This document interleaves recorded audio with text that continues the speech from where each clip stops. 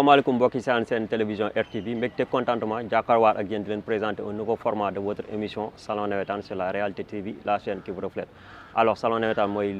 émission bi nga xam ne mooy waxtaane lépp loo xam ne moo jëm si wàllum sport en général mais aussi le football local en particulier bu ñu waxee le football local nag sa xel lay dem si la xam ne mooy le mouvement navétane. tey ñu am mbégte contentement dalal ñaari président le président Abdoulaye Diagne de la zone 8B et le président Baye-René Gomis de la zone 8C. ñoom ñaar nag ku si ne mu remplacé ki nga xam ne mooy le président Abdou Wahab Sène de la zone 8B et le président Omar Diouf de la zone 8C ñu leen di félicité di leen wax ne liggéey bi ñu fi def am na solo lool donc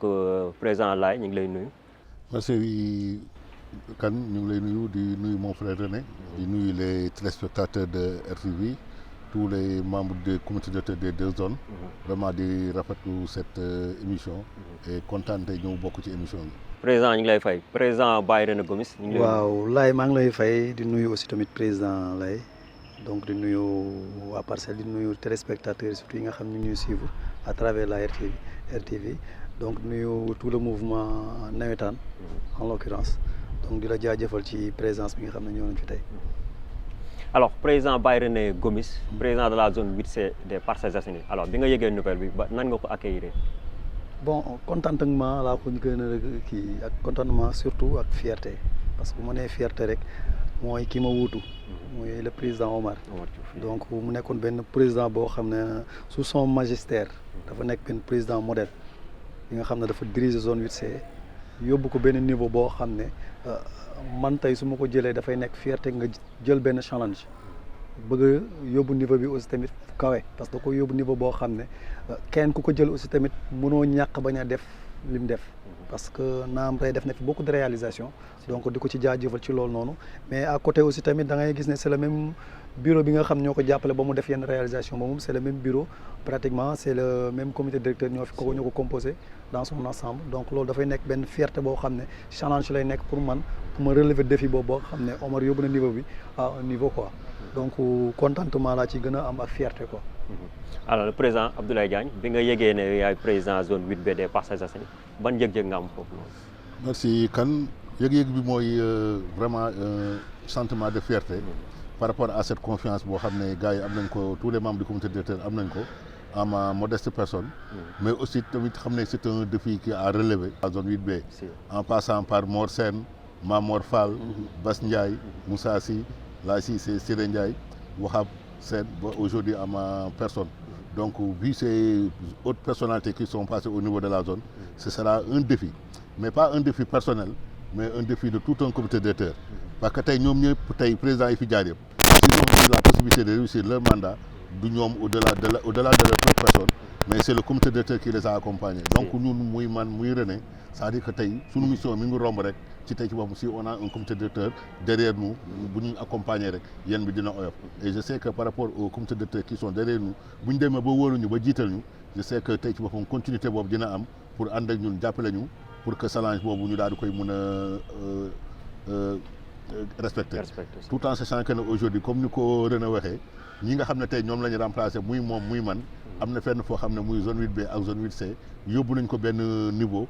ba tey parcelle di doon vitrine nawetaan au niveau du département de Dakar ñun tey bu ñu ñëwee rek ñoom bu ñu tegee premier étage rek ñun dañoo war a fexe tey ensemble avec le comité directeur yóbbu ko beneen level keneen ku ñëw tamit yóbbu ko beneen niveau et je sais que avec nos deux comités directeurs respectifs incha allah mission boobu dina yomb. alors président bu ñu nee nawetaan bu ñu nee mouvement nawetaan sa xel day dem beaucoup plus sur le football. donc avec la nouvelle équipe avec sa équipe bu bees bi nga àndal yan innovation ngeen nar a indi bi nga xam ne dina prendre en compte yeneen aspects yi nga xam ne moo ànd ak le mouvement nawetaan. voilà même si kan xam nga tout récemment rek j'en parlais en réunion de comité directeur daan na leen fi ñu toll actuellement ce qu'on doit faire comprendre aux ASC que tey une ASC par exemple l'ASC Magadan ou l'ASC Bokk Jëf ou l'ASC Entente ou beneen ASC mun na réussir sa saison sans pour autant être championnat zonal. On peut faire une bonne saison de navétane sans pour autant au finish avoir remporté la coupe et que le bilan soit positif parce qu'il y a d'autres activités yoo xam ne navétane benn pàcc ci coupe bi football bi benn pàcc la ci tey boo xoolee lors des assises du mouvement navétane avec le ministre de l'éducation avec le ministre des sports et l'ONCAV sur les 13 points retenus am na ci dañ na ci ASC yi war nañ mën a dem sax ba doon créer ay emploi ba tey ci boppam di créer ay emploi dañ ci pousser ASC yi donc on doit être actuellement nii ASC d'aujourd'hui des ASC de développement ASC de troisième génération tey créer emploi créer d'autres activités autres que le football tey si biir quartier bi mun nga dugg biir Interset gis ne carrément ñu ngi dund nawetaan te fekk na tey buñ boo moytuwul seen match yëpp tey ci boppam les résultats ne sont pas tellement ça parce que am na d'autres activités yoo xam ne autres que nawetaan yoo xam ne tey mun nañ ko dundal ci koñ bi tey à travers organiser des journées de set setal des journées des cours de vacances, des camps de vacances, des journées de reboisement, des camps de vacances, des xale les regrouper pendant les vacances, organiser au niveau des écoles des camps de vacances nga xam ne duñ mën dem géej duñ def dara donc yooyu yëpp tey ce sont des activités yoo xam ne on peut les faire dans nos différents quartiers respectifs et pour au finish ce sera un bilan positif et tey ASC bu toogee premier tour wala mu jël coupe mais l'essentiel que mooy ñu daal di valoriser yeneen activités yi et fii nii aussi tamit tey lenn loo xam ne tey au niveau de notre zone daf ci xaw a au niveau du mouvement nawetaan sax dafa xaw a tumuraanke mooy le volet culturel mais fii en son temps donc centre social bi tey bi muy existé fii nii on organisait nos journées de théâtre des compétitions théâtrales te am na ñoo xam ne fii nii tey ku ci mel ni tey démb bi ñoom ñëpp ils ont eu à jouer ici au niveau de l'équipe de jant bi ci équipe ASC jant bi dans comme pour ci compétition théâtrale yi donc il y a des ASC qui sont sortis ici au niveau de la zone pour nous représenter au niveau du département dans les compétitions théâtrales donc nous au niveau de notre zone avec le président de la commission socio-éducative il est en train de réfléchir pour les journées culturelles yoo xam ne tey ci boppam toutes les ASC seront obligées d'y participer tey ASC bu ci participer wul normalement tey ci boppam les règlements prévoient que ne tey bu journée culturelle théâtrale yi ASC bu ci participer wul tey dafa am amende yu war a dal sa kaw ñu xam ne tey nawetaan du football kese benn pàcc la ci mais tey am na yeneen pàcc yoo xam ne tey dañ ko war a valoriser et on est en train de travailler dessus. waaw li nga wax président am na solo lool j'espère que message bi nga lancé président ASC ak président supporter dinañ ko dégg quoi alors Baye René Gomis yan innovation la ñuy xaar si sa waa zone 8C. Bon, par rapport aux innovations, déjà, nous, comme le président waxee, par rapport surtout aux assises du mouvement nawetaan, donc il s'est trouvé que gars ñu indil benn décalage par rapport au nawetaan fixe ko sur un temps bien déterminé, c'est-à-dire mois de 15 juillet au 15 octobre. Donc dañ ko tënk ci 3 mois. Donc ñun on a préféré juger nécessaire élaborer benn programme. Bon ci programme boobu noonu dañ ko def chaque mois ñu def 2 à 3 activités yoo xam ne c'est hors football donc ci mois de juin bi on a prévu d'aller même rencontrer les ASC par rapport au mouvement nawetaan bi nga xam ne peut-être waxtaan ak ñoom daf da ciy baax surtout corriger certaines incompréhensions yi nga xam ne bokk na ci li nga xam ne peut-être mën na indi suba na violence donc dafay baax avant ngay entamer aussi tamit nga am benn discussion par rapport aux ASC aussi prévoir nañu aussi tamit peut-être ça fait l'occasion même moo sollicité ko aussi ñu président ñu jéem a def benn journée de formation sur les RG ak enrôlement de licence par rapport aux nouveaux délégués yi nga xam ne ñu ñooy door a egsi donc dafay baax aussi quelque part aussi tamit nga am benn formation boo xam ne benn mise à niveau boo xam ne dina baax aussi tamit nga xaw a dina la mën a permettre nga mën a relever tout niveau bi nga xam ne voilà en tant qu'ancien paysan CQRP daf ma da j'avais constaté que yenn réserve yeeg évocation tout ça da ngay gis ne des fois day am ay manquement te même manquement yooyu noonu dina am yenn ASC yoo xam ne duñ ko mën a comprendre dañuy jàpp ne voilà da nga leen di xeex wala lii ak laa mais donc dafay baax mise à niveau boobu noonu nga defal ko seen secrétaire généraux yeeg yooyu noonu donc aussi on a aussi tamit ci innovation yi aussi tamit prévoir nañ ci aussi tamit organiser aussi tamit ay journée théâtrale bu mu nee théâtrale dafay laalaale ASC yi donc on a prévu au niveau des ASC comme ni ko président waxee parce que loolu lu yàgg am la fi donc dafay baax aussi tamit nga indiwaat ko sous un thème donc on est en collaboration ak waa Riri Tribunal ñoom ñu jéem a xool parce que ñoom ñooy superviser ñu jéem a xool benn thème boo xam ne ce sera pour toutes les ASC ñu jël benn jour boo xam ne bon fii lañ ko bëgg a defee salle Demba Dia ñu def jël benn journée boo xam ne journée de compétition lay nekk pour ASC yëpp ñu jéem a xool ensemble naka lañ mën a def aussi prévoir nañu aussi tamit surtout ci côté innovation yi par rapport à une journée de sensibilisation sur les risques cardiovasculaires parce que depuis un certain temps bu ngeen remarqué fii nii rek capitaine New Yezo bi daanu na fi donc loolu dafay baax aussi tamit formation yi tamit nga initier ko ci dirigeants yi nga xam ne ñoom ñoo yor ASC mais aussi tamit ci dirigeants yi nga xam ne ñoo yor école football yi de telle sorte que di nga leen mën a permettre suba premiers soins yi nga xam ne dañ ko mën a gérer parce que boo xoolee ñàkk xam premiers soins yi ak ñàkk secourisme yooyu mooy permettre nga am yenn cas yooyu noonu donc yooyu aussi tamit dafa nekk ay séances de formation yoo xam ne bëgg nañ ko def aussi ci période bi aussi tamit prévoir nañu aussi tamit def journée don de sang parce que ñu au niveau même de la zone on a constaté que quelque part dafay am benn au niveau des banque de sang gis nañ ne am na benn manque donc ñun aussi tamit pourquoi pas ñu ne ñu ñëw le mouvement nawetaan ñëw jël benn journée boo xam ne tout c'est pour toutes les ASC ñu convier leen ci ñëw maye deret pour sauver des vies donc yooyu c'est juste un panoplie d'activités yoo xam ne ñun prévoir nañ ko par rapport ak saison bii nii donc chaque année chaque mois du moins prévoir nañ def deux à trois activités yoo xam ne moo ñu mën a permettre ñu déroulé ko en même temps aussi tamit déroulé wala suñu programme yi nga xam ne mooy programme nawetaan bi nga xam moo la concerné football quoi donc prévoir nañu aussi tamit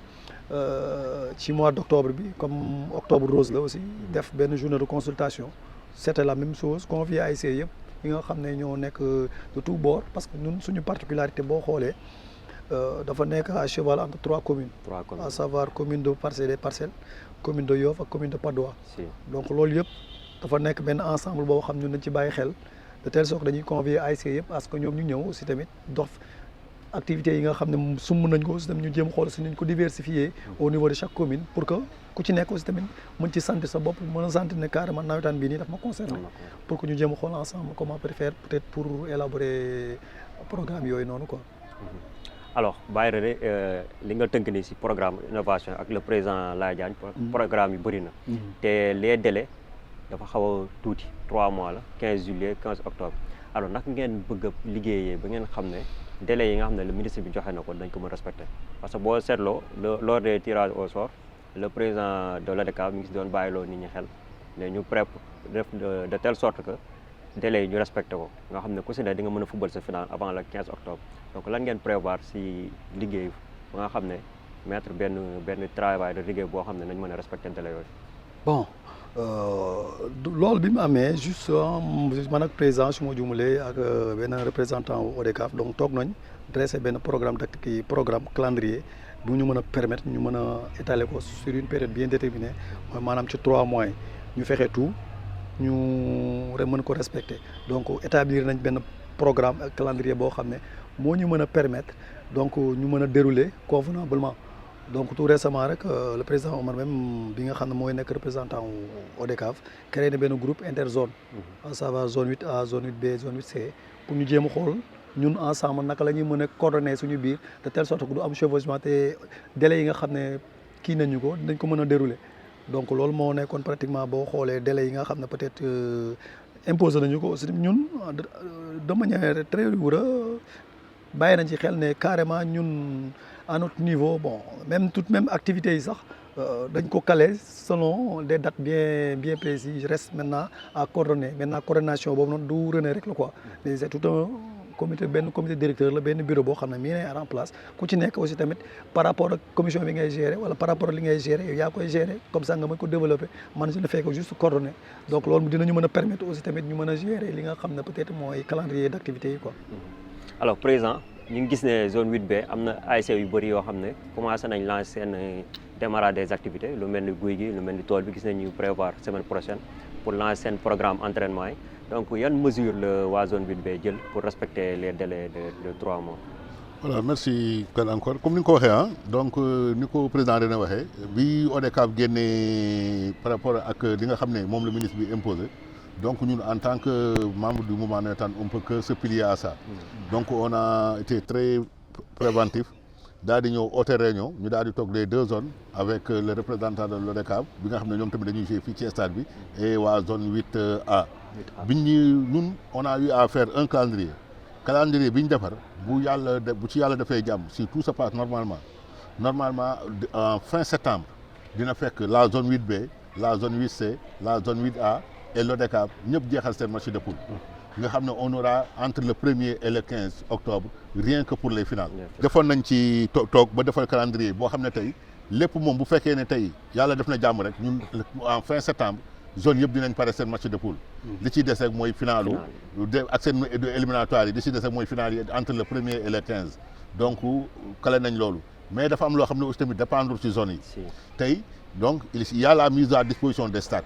tey bu fekkoon ne tey infrastructure yi au niveau du département de Dakar mëtee na comme ni ñu ko mëtee zone yëpp en fin septembre dina fekk ñëpp pare nawetaan ñun boo xoolee chaque fois suñuy nawetaan bu duggee ba ay novembre ba yegg ay dugg ci biir année scolaire bi carrément day fekk dafay am loo xam ne jógewul ci ñun soit benn mesure ñëw arrêté nawetaan yi ñu toog 1 mois wala 1 mois et demi duñ football boo xoolee daaw c'est ce qui est arrivé à un certain moment on a arrêté les mouvements nawetaan ñu toog 1 mois footballuñu ko looloo tax mu yegg ci biir année scolaire bi mais ñun au niveau du mouvement nawetaan ñun ñëpp on est censé savoir que ne football ci biir année scolaire bi tey ci boppam du lu ñu souhaité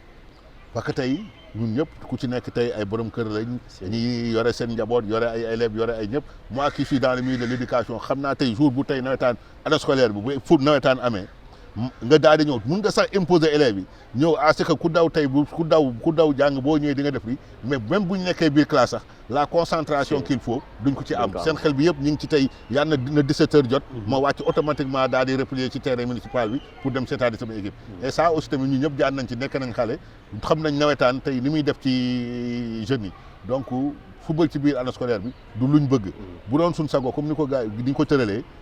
d'ici avant le 15 octobre ñu pare et incha allah par rapport à calendrier bi ñu ko tëralee si l'infrastructure est mise à notre disposition incha allahu rabi dinañ pare à temps avant cette date là. alors ñu leen fàttali ngeen seen émission salon nawetaan sur la RTV la chaîne qui vous le fait alors président dafa am benn question bu bëggoon poser foofu parce que boo xoolee le stade municipal des Parcelles sànq yaa ngi wax ci infrastructure zone 8A 8B 8C dañ fiy football ak la ligue départementale donc yan kii ngeen xaar ci mairie bi lan ngeen xaar ci mairie bi pour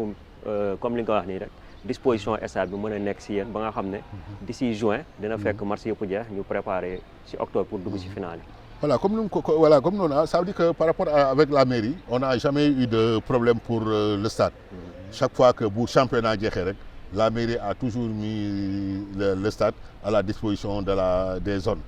Bu nawetaan jotee dañuy ñoom sax dañuy wax chaque fois ne nawetaan mooy priorité balaa championnat ko de commencer donc actuellement nii bientôt la fin du championnat donc li fi des rek mooy jouer nawetaan donc ñun fi ñu toll actuellement nii d'habitude dans le moment nawetaan des fois dañ daan tànn ay jours yu ñuy football sax mais léegi ce qu'on s'est dit mooy amuñu sax jour qu'on a lundi mardi mercredi l'essentiel qu'on joue qu'on arrive à terminer à temps amul lundi amul mardi amul dimanche attendre un week-end donc jour bu ñu ci am rek dañuy football et on sait qu'avec la mairie la collaboration a été toujours fluide pour que ñu mettre à notre disposition le stade pour qu'on puisse terminer à temps et je sais que ne tey avec les 4 zones yi nga xam ne les 3 zones et l'ODCAV bi ñu defee calendrier bi incha allahu rabi dinañ ci mën a terminer à temps. alors Baye René lan la waa zone 8C di xaar ci les autorités municipales. Bon, juste par rapport aux autorités municipales, donc hier, d'ailleurs, le maire nous a reçus. Donc on a discuté, présenté notre programme, notre mbëbët, ak li nga xam ne peut-être attentes yi nga xam ne ñu ngi koy xaar ci moom aussi tamit mu defaat la même chose mu wax tamit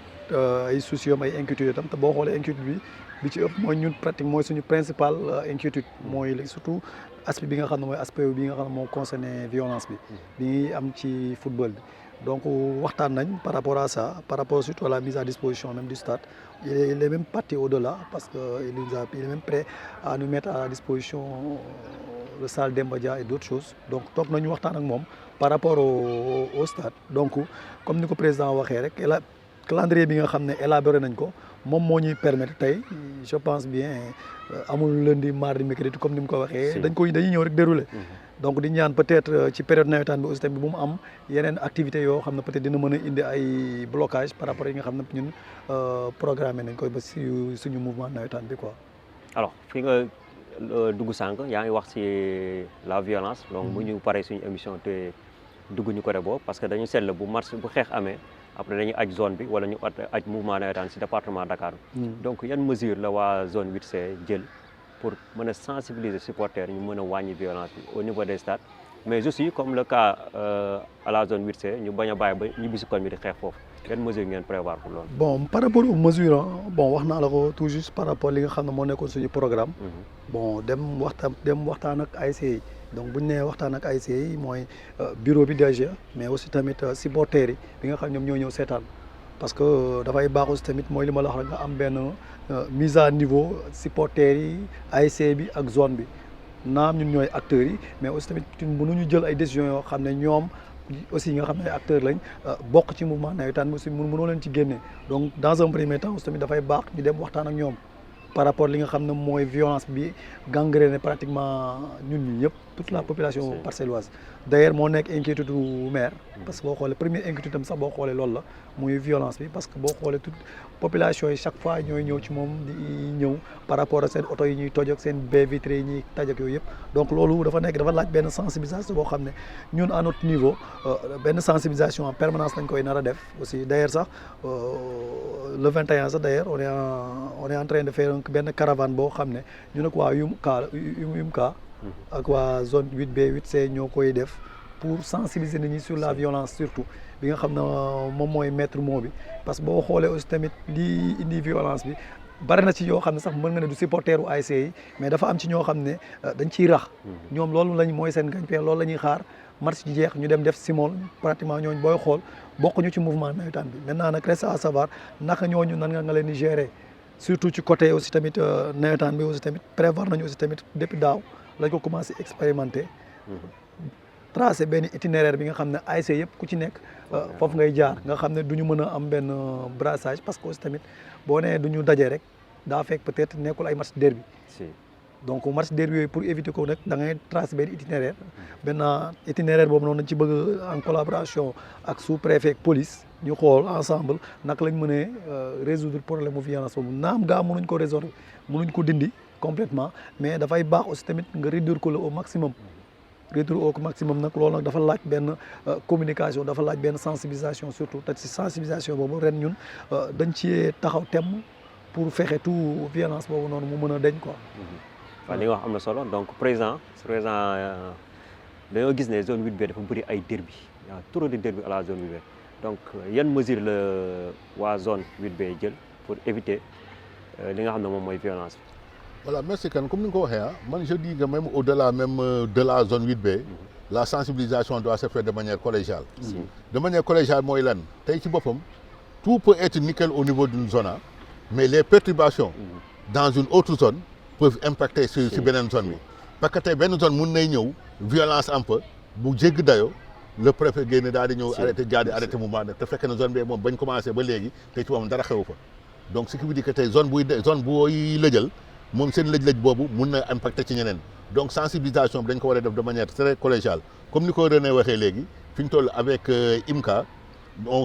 compte organiser benn journée de benn caravane le 24 def les ruelles des Parcelles Assainies yëpp daal di ñëw ak sonorisation yëpp ak ASC bu nekk génn au minimum 10 personnes on est 35 ASC on aura donc 350 personnes d'or bu ñëwee ñëw daal def benn mémorandum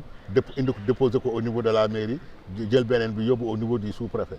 et aussi tamit faire la sensibilisation bañ a tayal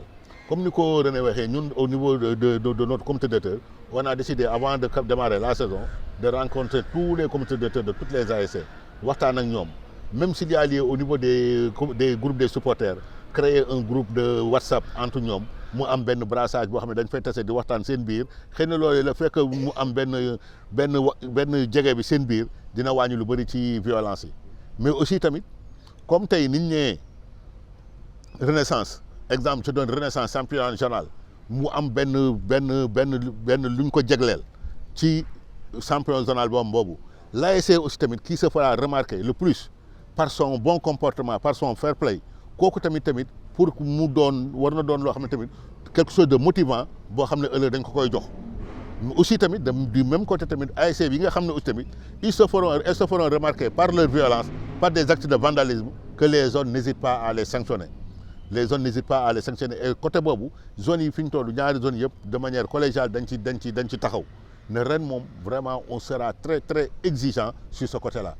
surtout aussi tamit ci beneen domaine boo xam ne tey tamit source de violence la mooy les pratiques occultes yi nga xam ne tey dañ koy def yooyu tey ci boppam d'abord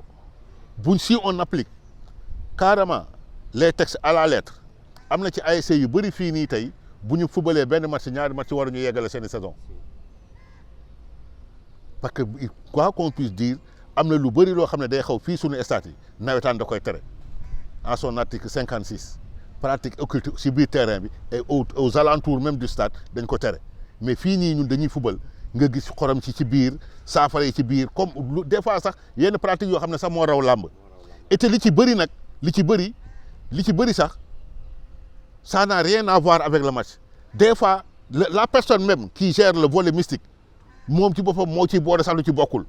ni joueurs yi doonee vedette noonu ci biir terrain bi moom tamit noonu lay bëgg a doonee vedette vis-à-vis des supporters da ciy boole sax moom lu ci bokkul pour tey waa kon ba gis na ne tey man mi maa yore mystique maa ngi daan wala mi maa yore mystique di bokk jëf te fekk na tey daf ciy boole pratique yoo xam ne bokku ci yooyu nag vraiment on fera tout et problème bi mooy boo génnee ci biti boo ci waxtaanee par rapport à la population par rapport ak les gars yi dund nawetaan dëgg ñoom ci boppam seen première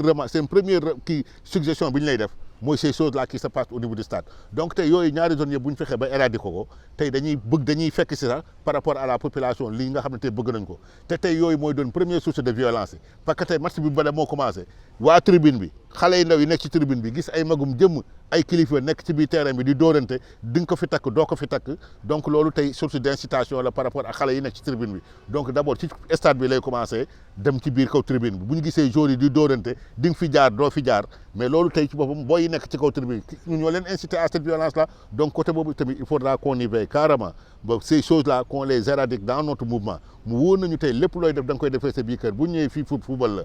déjà ces choses là on doit même pas inculquer ça à nos jeunes tey booy bi da nga ko war a gëmloo d'abord na ko moom talent ak mën-mënam ak entraînement moo koy gañaloo mais xale bu ndaw même pas 16 ans 17 ans 18 ans nga gëmloo ko ne yow bala ngaa dugal ci camp bi il faut nga am loo fa takk wala il faut nga am loo fa sànni kooku tey pour mu def carrière c'est tout à fait un problème il faut nga gëmloo ko ne moom à sa propre personne moom mooy gagné mais du xom bi moo koy gañaloo donc loolu tamit ñun ci boppam dañ ci war a veiller dans l'éducation de nos gosses xam la ne tey problème bi mooy les de complément rek mais tey boo jëloon 11 laay jaaj ak quel que soit marabout boo leen mën a indi tegal ko ci biir terrain bi tey mënuñu gagner kenn donc mu wóor la donc il faut d'abord avoir une équipe compétitive pour pouvoir gagner donc ce qui veut dire que par rapport ak moom la violence mooy on fera tout on va sensibiliser on va discuter on va aller vers les ASC les parler mais aussi tamit au moment opportun bis bu sanction war a jot on n'hésitera pas à sanctionner on n'hésitera pas à sanctionner parce que aussi tamit mënuñu concevoir tey nawetaan ni mu fi ñu toll qu'une ASC se dépense des millions et des millions pour pouvoir compétir nga ñëw fële par le comportement d'une ASC irresponsable ñu daal di jékki-jékki ne nawetaan arrêté nañ ko ñooñu tey seen investissement boobu yëpp nul loolu duñ ko may benn ASC ce qui veut dire que tey l'ASC yi nga xam ne seen comportement rafet nañ dina am zone bi comportement nu muy tëddee ak ñoom ñeneen ñi nga xam ne tamit safaan ba la ñuy def tamit dina am loo xam ne dañ leen ci fekk donc daal côté boobu moom on n'hésitera pas dans les deux côtés à sanctionner ou bien à féliciter les ASC qui se sont fait remarquer par leur bon comportement. Président keroog ci tirage au sort le président de l'ODCAV da doon wax ne il faut aller au-delà des sanctions pécuniaires concernant les pratiques occultes est-ce que di ngeen dem ba dem si nga xam ne mooy dañuy dugg si retrait de points est-ce que zone 8B pare na pour def loolu. non au-delà du retrait de points c'est-à-dire que ASC bi nga xam ne tey am na ci pratique occulte yoo xam ne boo ko defee tey ci boppam match bi ci boppam da nga ko war a ñàkk. L'essentiel que mooy li ci war li nga xam ne mooy moom la règlement bi wax te ñun aussi tamit pour beaucoup de choses duñ daanuñu ko appliquer mais dañ koy ça veut dire que le problème est que mooy am na ci yoo xam ne pratique yoo xam ne dootul xewati fii ci nawetaan parce que ni ko règlement bi tëralee dinañ nag dem nag waxtaan ak ASC yi sensibiliser leen wax leen ci ne la lii nii tey dañ koy bañ au niveau de leur comité directeur waxtaan ci ak ñoom daal di koy sensibiliser génn ay le président de CQRP vont sortir leur PV 00 wax leen ci li ñuy bañ yëpp ci biir stade bi bu boobaa kenn du ne yëguma ko on va sensibiliser comme yéen ni ñu taxawee nii bis bu ñu ci jotee bis bu heure bi jotee le président de la CQRP dina ñëw toog inviter la presse ñu ñëw toog mu daal di ñu communiquer ci wax leen ci ëllëg nag toute ASC qu'on aura à sanctionner bu boobaa kenn du ne kenn avertirul kenn prévoirul mais l'essentiel que lépp li nga xam ne en amont on dinañ dem ci ñoom yëgal leen wax leen ne leen lii nii tey dootuñu ko fi nangu à la kulli àll dafay fiy jeex te incha allah on badinera pas sur ça loolu moom tout le comité directeur c'est une décision unanime au niveau du comité directeur et on va l'appliquer. alors président xam naa suñu waxtu bi ñu amoon pour waxtaanee li nga xam ne moom mooy les thèmes relatifs au mouvement navétane mat na donc ñu bàyyi la nga wax sa dernier mot ak looy tàggatoo rek. voilà merci Kane donc di rafetlu rek émission bi comme di ñaan rek yàlla. que vraiment saison bi ñuy dugg ci jàmm yeggale ko ci jàmm tout en sachant que muy au niveau de la zone 8A au niveau de la zone 8B au niveau de la zone 8C coupe bi génnul sunu espace bi tey képp ku fi munti jël coupe rek kenn koy jël te tey bu ko fi jëlee tey buy dem tey bi tool bi boo ñëwee tey tool bi boo ñëwee le 15 juillet buy ñëw fii di football représenté tout le Unité 17 seulement. C'est tout le toute la commune des Parcelles Assainies qui représente ñu xam ne tey fo la ak ree tey dirigeants yi benn lañ les dirigeants qui sont de l'Unité 7 ba Unité 26 ñoom ñëpp dañuy fréquenter les joueurs idem donc ñu jàppee que ne fo la au finish il y aura qu'un seul vainqueur donc ñu jàppee ko noonu ku gagné xam ne da nga gagné ku perte xam ne da nga perte ki gagné tey mun na perte ëllëg ki perte tey mun na gagné ëllëg. ñu def ko dans la paix ci fo ànd da xam ne tey ñun ñëpp on est des Parcellois kenn waruñu gis ñuy xeex suñu biir wala di reyante suñu biir donc c'est pas il doit dégager une image positive des Parcellois xam ne tey ci boppam ñun est fier d'être Parcellois ensemble mu wóor nañu tey waruñu toog ñu naan tey doomu Unité 7 moo toj bopp doomu Unité 8 wala doomu Unité 9 moo toj bopp doomu Unité 10 te ñun ñëpp ñu yeewoo ci même espace géographique bi donc loolu moom vraiment on doit y veiller xam ne benn lañ qu'on forme une famille ñu ñëw foola ku ci gagné xam ne gagné nga ku ci perte xam nga perte na dans l'esprit du fair play jàmm am yàlla def daal saison bi ñu tàmbale ko ci jàmm terminé ko ci jàmm incha allah. waaw am na solo lool président kan mooy favori zone 8B édition 2025. non favori zone 8B mais mercato bi daal. mercato bi daal bokk jëfa ko téye mercato bi daal moom bokk jëfa ko téye moom mais xaw ma ne favori bi moom il faut ñu jouer nga soog a mais mercato bi daal moom bokk jëfa ko téye. kon ñu xaar les premiers matchs kon les premiers matchs de poule pour mën a wax kan mooy favori zone 8B édition 2025 donc président Bayrena Gomis lan ngay tàggatoo le mot de la fin. waaw laay di la remercier rek par rapport ci émission bi nga xam ne peut-être ko donc lii rek dafay wane ne que facteur la boo xam ne mën na jouer ci violence bi. parce que le fait que ñu toog ñu waxtaanee nawetaan bi rek dafay sensibiliser ñu bëri. donc loolu aussi tamit pour man ce n'est qu'un début peut-être avec il y aura peut-être certainement d'autres émissions yi nga xam ne dinañu mën a permettre ñuy waxtaanee yi nga xam ne peut-être mooy nawetaan bi pour peut-être éradiquer ensemble peut-être li nga xam ne mooy violence bi nga xam moo ñu sonal. donc di la ci remercier di remercier aussi le président di remercier sa équipe réalisateur bi nga xam ñooy réaliser RTV donc di la jaajëfal waaw président dégg naa Grand Médine mi ngi def ay recrues yu bari yu am solo donc zone 8C c'est qui le grand favori. à part Grand Médine de peut-être xanaa peut-être bokk yoon daaw ñoom ñoo ko jël ren ñoo daaw jël daal géej final war donc certainement ñoom daal laay gën a jàppee favori quoi. waaw bokk yoon di constant quoi di grand Gilo quoi. voilà. voilà dégg ngeen ko bokk yoon di grand Gilo le grand Gilo ñaari final lañ tegle benn bi ñu gañ ko beneen bi ñu perte ko. donc di fàttali ni daaw ASC Pastef bu Unité 26 moom mooy jëloon li nga xam ne moom mooy nawetaan zone 8C war a compétir moom ak ASC Toll ak ASC Manko li nga xam ne moom mooy la ligue départementale des champions. voilà fii la ñuy yem ak yéen seen émission salon nawetaan amoon mbégte contentement dalal les deux présidents des zones 8B et de la zone 8C Bayrena Gomis et le président Laye Diagne. donc xam naa yii di ñëw nañ choisiraat beneen thème boo xam ne moom la ñuy waxtaanee seen émission salon nawetaan mais xam naa li gën a wóor mooy ñu waxtaanee li nga xam ne mooy les recettes et les dépenses des zones parce que question la boo xam ne dañ koy soulever à chaque fois te ñu bëri dañuy def focus si li nga xam ne mooy recettes yi nga xam ne zone da koy dugal mais dépenses yi ñu bëri dañ koy umpale duñ ko xam te dépenses yu bëri la zone yi di def bu ñu waree organiser marché à la location du stade sécurité sapeur Croix-Rouge presse yooyu yëpp dañ koy boole di ko gérer noonu donc fii la ñuy yem ak yéen di leen jox daje bientôt incha allah seen télévision RTV merci.